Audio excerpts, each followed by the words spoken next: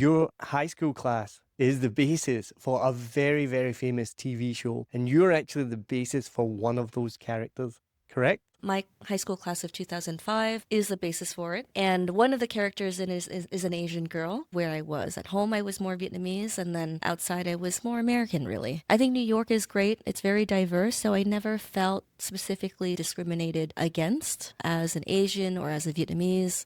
To this day, I think I seek out those on the edges of social circles and try to bring them in because I was once one of those.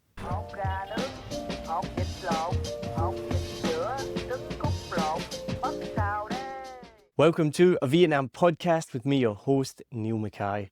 I've now been hosting this podcast since 2019, and today is actually a really special day. Today is 6 years to the day since the very first episode of a Vietnam podcast.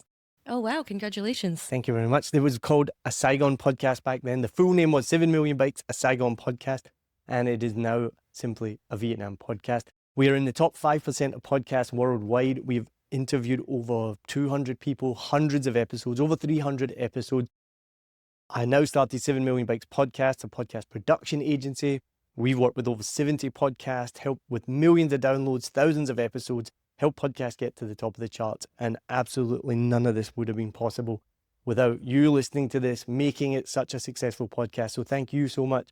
But I do have to give a big, big special thank you to Lewis Wright, who composed the music for this podcast that still gets the most compliments today, way more than the actual podcast itself, but it's completely deserved.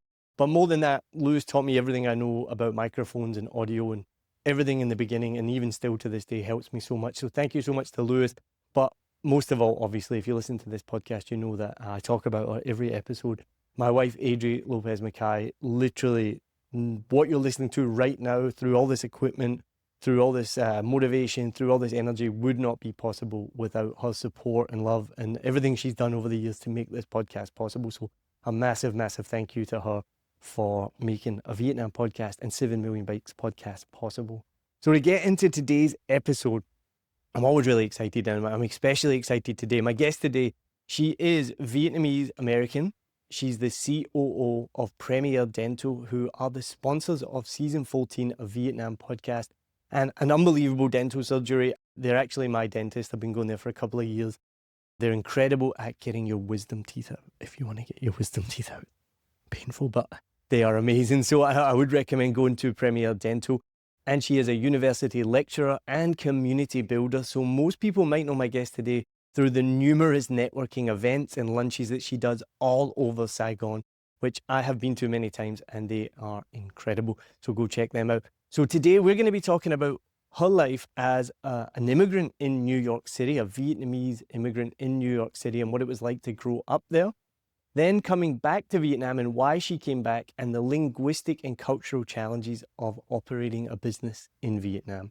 My guest today is Annie Vo. Annie, thank you so much for joining me on a Vietnam podcast. Now, I have something very, very interesting to ask you. I'm really, really excited to ask you about this. Now, your high school class is the basis for a very, very famous TV show, and you're actually the basis for one of those characters, correct? Correct. The inspiration, I guess. Tell me about that. The TV show that we're talking about is Gossip Girls, and my high school class of 2005, the Spence School in New York, is the basis for it. And one of the characters in it is an Asian girl who got into Yale early. And I think that's where the similarity ends, really, with me and that character in the show, though. So what did you think when you found this out? Like, that's mental. Yeah, I was blown away. Actually, I didn't know before I started watching the series, but there were so many similarities with the show and my classmates. Of course, some of the facts were, switched around a bit and embellished, but it was a little uncanny how it reflected, our school life and my friends. I'm thinking now, if my life if there was a TV show based off of my life, what would it be? I want to hear from other people as well. Let me know in the comments, wherever it is. If there was a TV show based on your life, what would it be? You wouldn't know Still Game is like a Glaswegian comedy show based on two old guys. I feel like if that was maybe the closest to my life, maybe I'll show you that another time, Still Game. But so tell me then, you went to Yale, LA. How old were you when you went to Yale? Are you one of these child prodigies? No, normal college age. I went through, finished high school at a normal age, and I started Yale at 18. And that's early. Early action is in, instead of the normal regular admission cycle, you apply earlier on in the fall and you get your admissions decision around December. And the character was the exact same. Exact same. Yes, exactly. So you've never figured out the connection between the show and your class? No, so the show is based on a series of books, and we know who the author is, but I don't know the author's connection to my high school. There's no obvious connection. It's not somebody's parent or a teacher or something like that. I haven't investigated it, but no obvious connection that we know of. All right, we got to look into that one. So New York City, I've lived in New York City. I actually lived there for 5 months, from 2007 to 2008. I lived in Brooklyn for a little bit. I lived in the Upper East Side. Worked in PJ Clark's. Do you know PJ Clark? Yeah, yeah. Famous Restaurant. burger joint, Yep. right? Yeah, it's famous because a lot of famous people went there. And one of the famous people at the time was Johnny Depp. Everyone talked about Johnny Depp. Came in, never met him, never saw him. And then I left, and then I went back for one night to have a burger. Because I think you weren't allowed to eat there if you worked there. But I'd finished. I went back to have a burger. And of course, they were like, oh, Johnny Depp was here last night. He was sitting right there. I was like, hey, the day I leave or the week I leave, Johnny Depp comes in. So that was pretty cool. But it's funny. So New York is a special place. It's unique, right? I think it's... So I remember we were talking about doing this podcast for 6 years. First guest on here was J.K. Hobson, who was from New York. I remember asking him the question, at what age did you realize you were from New York? Because it is the center of the universe in a way. And if you're from New York, you think it's the center of the universe. So how did your family end up in New York? Right. So it's an interesting story. We didn't come as refugees. My mom worked as a translator for international organizations, an interpreter rather, for international organizations in Vietnam. And through those connections, she met an NYU law professor who was so impressed with her English. It was a different world back then. And the professor offered her a scholarship to go study at NYU Law School. Now, the road from that offer to my mom coming to the U.S. and starting her law studies was a long one, but I followed her as a dependent. So we came on a plane. My mom, during her years at NYU Law School, initially couldn't take care of me, so that's why I lived in Chicago and LA initially with relatives, and then I moved to New York in 4th grade with her. Wow. So you were 5 years old when you moved from Vietnam to America? That's right, 5.5 years old. Wow. So what are your memories? What year was that? I think that was in 1992. So what were your memories then of Vietnam before you left? I know nobody really remembers much before 5 years old, but what do you remember? Oh, I have actually a lot of memories from my time in Really? Vietnam, yeah. And my family was still poor, struggling a little bit. It was not too long after the war ended. I remember living in a multi-generational household with my maternal grandparents. I remember my grandfather being half paralyzed from going to sort of re-education camp a few years after, and my grandmother taking care of him. I remember my dad having a small dental chair on the first floor of our home on Ho Ho Hung Street.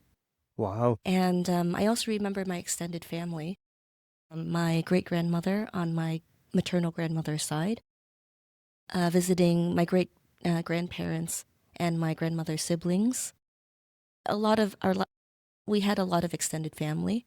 I remember how precious certain things were, like just a small piece of chocolate or a small piece of cheese or a little bit of ice cream. It was really precious. And even you didn't get a ton of presents for your birthday, just a few, but they were so sort of valuable. Hmm. And were you based in Saigon? Yes, I was. And whereabouts in Saigon? Right in District 1. My Wow. family had a small house on Ho Hao Hung Street, which is a small street, near Cống Quỳnh, really near Bến Thành. And it was bought by the family sort of pooling money together. What do you remember Saigon being like back then when you were younger?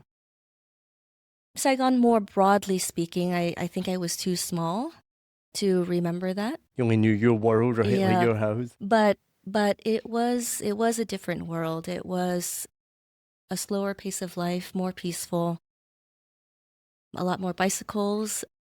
Cars were rare. I remember taking the sit-low to get to and fro within the city with Wow. my grandmother. Yeah, so I would be sitting on, someone's lap.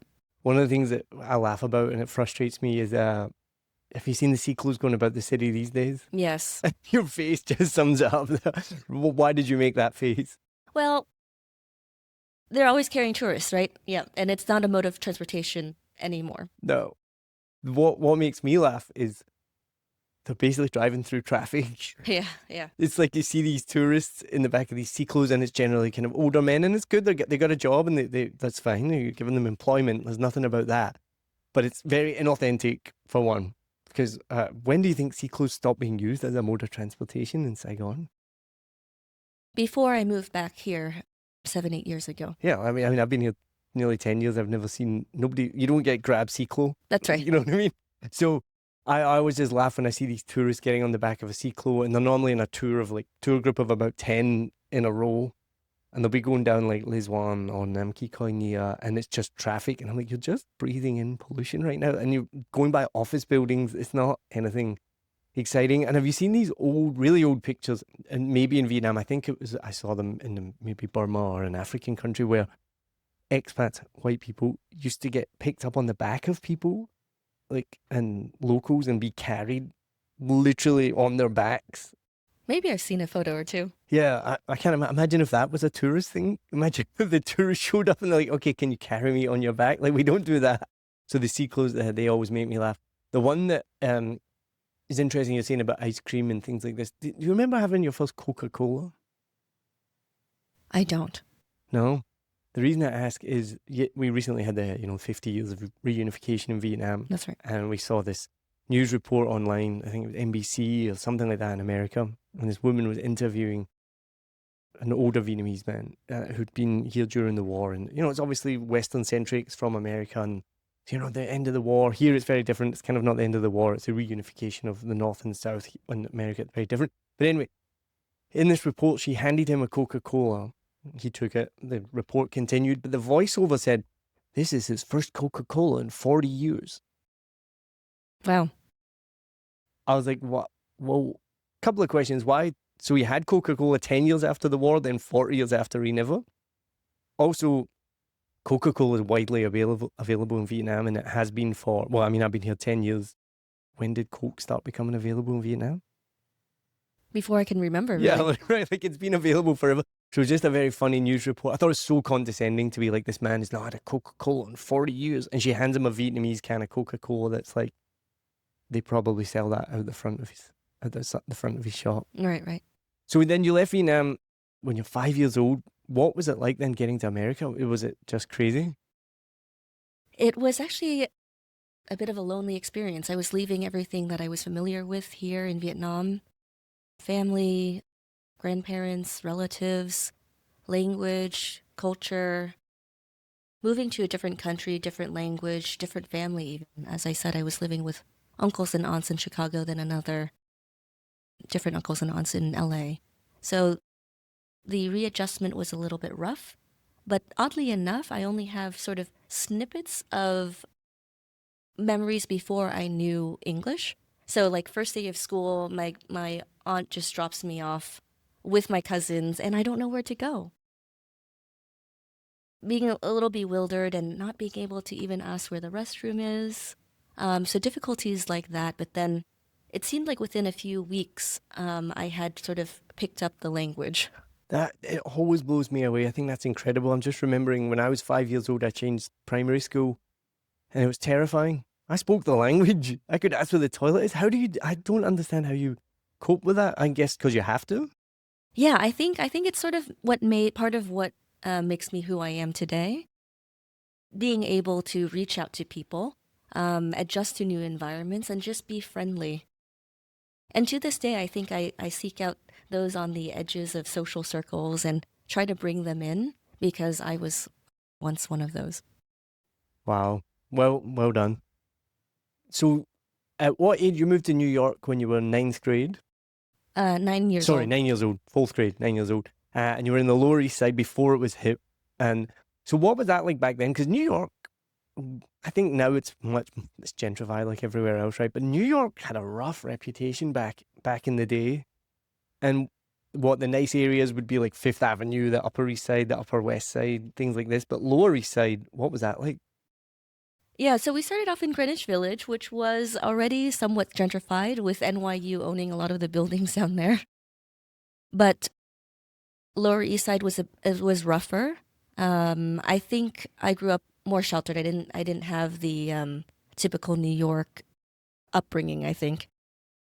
I would sort of be based mostly at home and school and things like that. But you learn to be street smart. You learn to look purposeful when you're walking down the street. Is that a New York thing? Yeah, for sure. Yeah. And then you learn different self defense tricks like holding your keys. No way. Yeah. And then, It was that rough? It was that bad? I mean, I think it was just a precaution. Nothing ever happened to me, thankfully. Yeah, yeah. But you learn to become street smart in New York for sure, Wow. just to make sure things don't happen. So what would be the opposite, right? You're walking down the street and you don't look purposeful. You're kind of like daydreaming, like what, someone's gonna just rob you or bash you or Well, first you might annoy New Yorkers walking behind you. that's a real stereotype, right? No, I mean I think it's true. I there are lanes even in the sidewalks. Okay, stay in your lane so that someone can bypass you should they will need to. But I'm just thinking, what's that famous movie? It's like, I'm walking here, I'm walking here. yeah, I don't know which movie that is, but it is true from the New Yorker's perspective. Not looking purposeful, sort of ambling might get you noticed by the wrong folks, I think.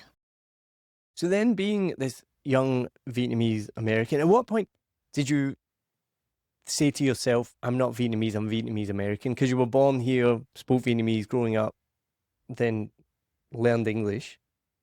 Was there a point in your head you were like, oh, I'm Vietnamese American? No, I think I was too young when I came over to really reflect on that specifically. I always felt like I was both, and maybe it was more bifurcated between sort of where I was. At home, I was more Vietnamese, and then outside, I was more American, really. I think New York is great. It's very diverse, so I never felt specifically sort of discriminated against as an Asian or as a Vietnamese.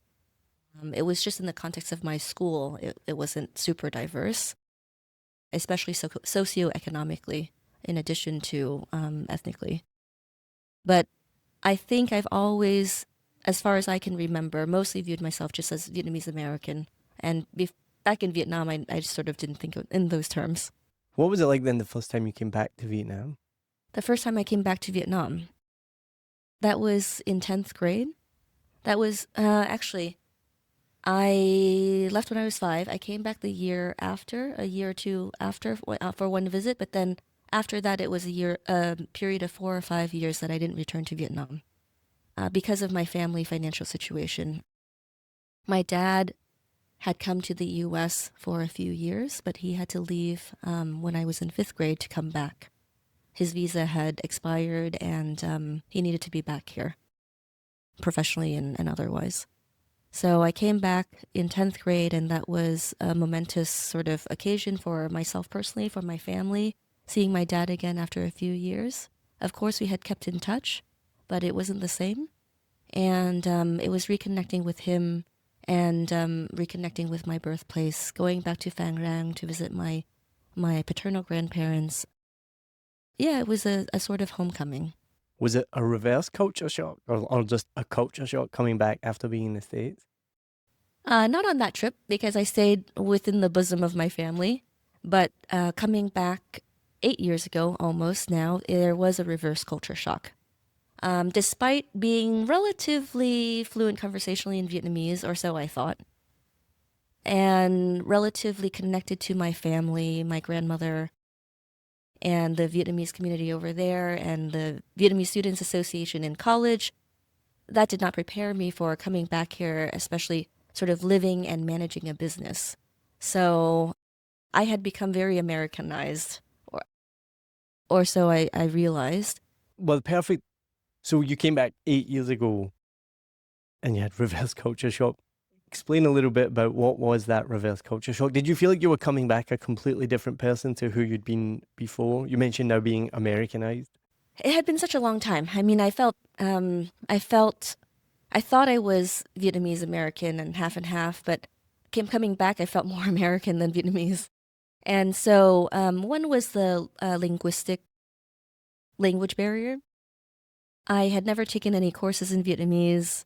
I only had conversations at home in Vietnamese and with my grandmother in Vietnamese. So I really had to work on that and sort of jump in the deep end in terms of language and conversing and picking up the language, in terms of typing. So, I came back here and had to manage a family business. And I tried to type because a lot of my staff don't know English, especially the back office staff. And I would sort of type in Vietnamese, but without the accents. And I would sit there and wait and wonder, what is going on? Why is it taking 15, 20 minutes for my staff to answer a simple question? Later on, I think like 5, 6 months later, I discovered that they were trying to decipher what I was writing. So, that's sort of when I put the accents back Without in. the diacritics, the accents, you're just writing gobbledygook, essentially, right? Yeah, especially with my spelling mistakes as well. I actually have a really important question. I've never known the answer to this, right? So you're talking about typing. So we know that each letter could have about 8 different diacritics, up, down, squiggles, hats, all of this. But the keyboards that all Vietnamese people use, from what I can see, the keyboards are QWERTY keyboards, right? They're all in Roman numerals? Alphabet, right? Roman alphabet, not numerals, Roman alphabet. How do you type in a Roman alphabet computer in Vietnamese? So good question. You have to download the Vietnamese keyboard. The right. You can Did not even know that, right? So you have to download that. Right. I mean, but it still looks like a QWERTY, a normal English keyboard. Yeah. Except that if you press on a letter a couple of times, it'll give you different options. Right. Yeah, and then if you start typing a word, it'll suggest that word as well in Vietnamese. So on the phone, on the keyboard on the phone, I think you tap on a letter multiple times to have the different accents and diacritics show up, and then you can, yeah. So we have, I can sound like an idiot here. We have 26 letters in the alphabet, right? I think so. Right, okay. Got that one right. I was a bit unclear there. 26 letters in the alphabet, but each vowel, I guess, A, E, I, O, U, can have the hats and different diacritics. You don't have diacritics on consonants, right? No, you don't have.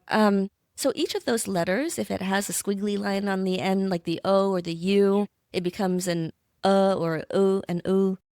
Those are considered different letters. Yeah, so my point is we have 26 letters in the Roman alphabet, but then you suddenly add all these diacritics, then it extends it to how many, like a QWERTY keyboard goes from 26 letters to 50, 60? No, it's still the normal QWERTY keyboard. But I mean, conceptually. Yes. Like so you have to learn now that each key has 6 different meanings, or not each key, but some keys have 6 different meanings. So if you want to write, like Nam is the one I always use the example of, like Nam has 7 different meanings, like man, 5 years. Right. So if you want to write man, which is Nam, backward, you need to know exactly what keys to use. That's right. So you have to relearn the keyboard, and it's way harder. It's easier than you think. Just Is it give it really? a try, and then you get the knack of it. Yeah, it's like learning to type. But you have to learn to type in a different language, essentially. That's right. What do people in Thailand do? Because they have a completely different script. I have What no keyboard idea. do they use? And we need to figure that one out because I just went to Thailand.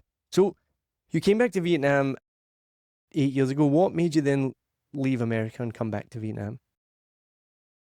So initially, Vietnam was supposed to be a sort of a long layover on my family's way to Australia, because my husband is Vietnamese Australian, born and raised, and we got married, and I had kidnapped him and brought him to New York, and we had been there together for 4 years. Where did you meet?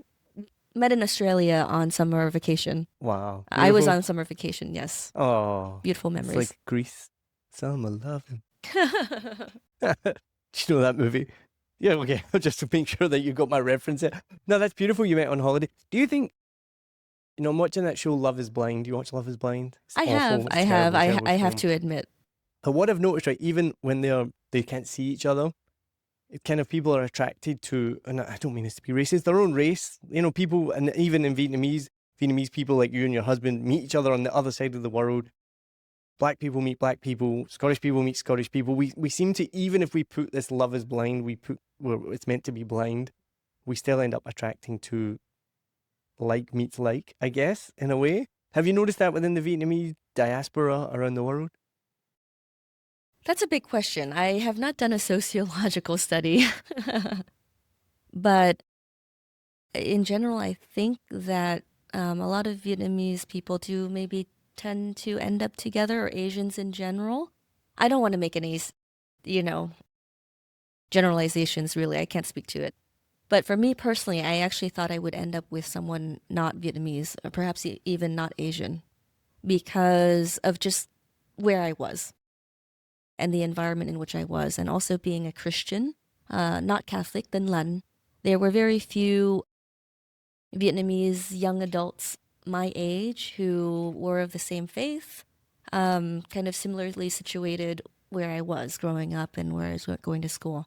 So that's why I always thought I would end up with, you know, a non-Vietnamese American. And how did your family feel then when you met a Vietnamese Australian? Was it, oh, he's Australian? Oh, no, but they're happy he's Vietnamese? Yes, I think at the end of the day they were happy, especially my dad. Right. Maybe he was more, yes, especially my dad, because I think if I had not, he would have lost his connection with my family and especially with my kids. And so marrying a Vietnamese who was equally or perhaps more so connected to the Vietnamese language and values as I was extremely beneficial in raising our kids with the same values. And I was going to say, so culturally, do you think it's more beneficial? But I guess you just answered that question. So you kidnapped him to America. What did he think of America as an Australian? I think he appreciated, New York for what it offered, but I think he prefers the pace and sort of way of life in Australia more. It's very different. Very, very different. And then how did you convince him then to move to Vietnam, which is even more different? Well, I think that was a joint decision, really, fully a joint decision. I was pregnant with our second daughter, and my parents were here, and so I just wanted maybe them to be around for the birth of our second child, and their assistance also after, at least my mom's. No offense, Dad. But then there was also, remember, the period of separation I had with my dad when I was younger, which was not insubstantial. And so I wanted a significant period of time with him, close to him as well.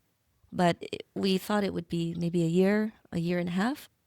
And then we would move to Australia, where my husband was based.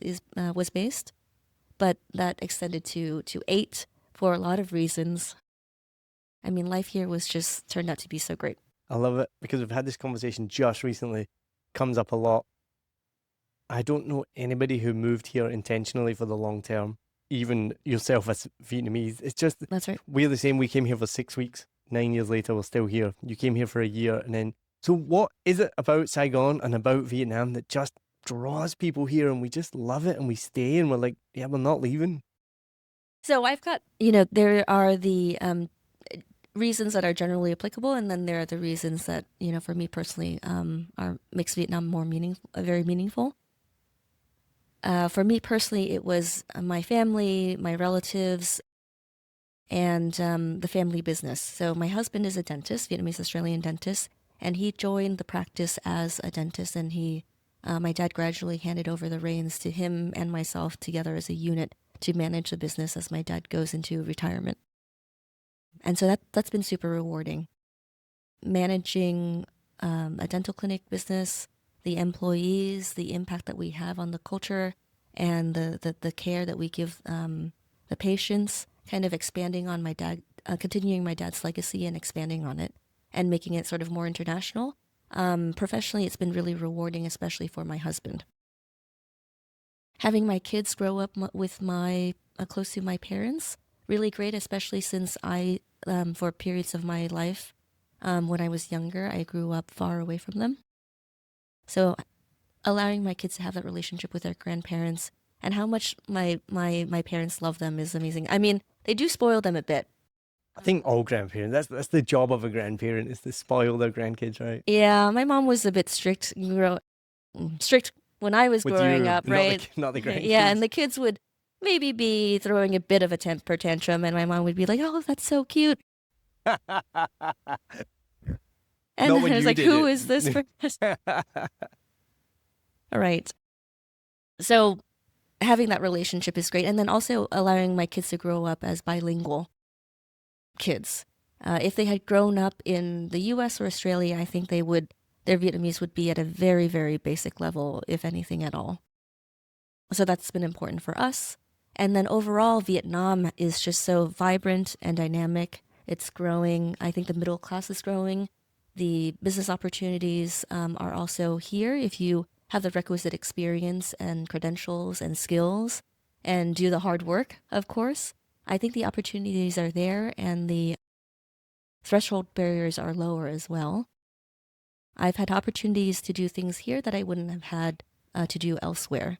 One concrete example is my teaching position, lecturing as a lecturer at Kaiser University, Vietnam. They approached me just because I had a JD from the U.S. And in order to teach a topic at Kaiser University, Vietnam International Center, you have to have a master's or above in the area that you're teaching. So I'm teaching business law to college students, Vietnamese college students, but at a US-based institution, so in English. They approached me and I was not looking to teach. I didn't think I would teach. I hadn't even really thought about it, but it's such a great, when the opportunity came my way, I thought about it and I thought what a great way to share some of my experience with Vietnamese students here. And so that opened a door for me that I don't think would have ever happened in the US. Amazing. So your husband is a dentist as well, and your dad is a dentist. Correct. So would you agree then that women marry their dad?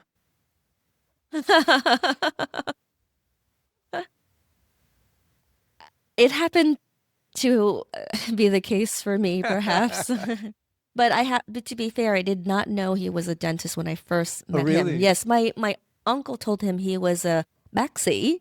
In Vietnam, you use that term for doctors, medical professionals, doctors and dentists. So I was like, okay, bác sĩ, well, Well, that ticks a box for, let's be honest, your dad is like, your family's probably like, okay, he's a doctor, like number one. Yeah, but I didn't know he was a dentist, so I wasn't sort of looking to marry, a dentist as well. But as fate would have it. I think it's a complete anecdotal story. I think it's funny though. It does seem to happen a lot. I think I see with myself and Adri's dad, I can see a lot of similarities. And I like it. I'm like, oh, I want to be like, oh, dad's fucking awesome. So I think it's something that it's probably completely anecdotal. I haven't done a sociological study on it either, but I just think it's funny. It's interesting that I think people, again, we find like attracts like almost, but then there's also that other thing that opposites attract as well. Thank you so much. This has been incredible talking to you and really, really enjoyed it. Finally, I get to put you on the spot because you do all these amazing events and networking events. You really do help bring people together in Saigon. So it's amazing bringing the Vietnamese community together as well. You do a lunch every Tuesday. That's right. The Vietnamese overseas lunch, which I went to recently. I was the token white guy. Annie sent me a message on Facebook. She's like, you gonna come to the event? I was like, well, I'm not Vietnamese and I'm not overseas Vietnamese either. But she's like, please come along. So I call myself the token white guy. But I know it was amazing. And your networking events on Thursday are brilliant as well. I've actually managed to get clients for my business through that as well. So it's really, really incredible. Premier Dental is amazing. I'm not just saying this because I have been there. I've been going for years. You've reminded me I need to go and get my teeth cleaned soon, actually, as well. But thank you so much. You are also the sponsor of season 14 of a Vietnam podcast. So we really appreciate that as well. So make sure you go check out Premier Dental. Whether you're overseas thinking of coming to Vietnam for dental tourism, I can completely vouch for them. They are incredible. And if you live in Vietnam, you're looking for a dentist. If you're living in Vietnam and you're looking for a dentist, then go check out Premier Dental as well. Thank you, Neil. You are very welcome. Annie, thank you for joining me on a Vietnam podcast. Thank you for listening on this special episode, 6 years today since the very first episode of a Vietnam podcast, recorded in my bedroom on a tiny little microphone, one piece of equipment. Now you can't even see, but we have equipment all around us. Hopefully you can hear the difference as well. So don't forget, please share this episode with somebody else who is passionate about Vietnam, whether they live here or not. Rate, review, subscribe, follow, all of that stuff. Remember, we are on YouTube now, so if you are watching on YouTube, thank you so much. Or if you want to see what me and Annie look like and you're listening, then go to YouTube and go check it out. So thank you so much for listening to this episode of a Vietnam podcast, and I hope you listen to many, many more in the future. Annie, thank you so much. Thank you, Neil. I'm honored. You are welcome. Cheers.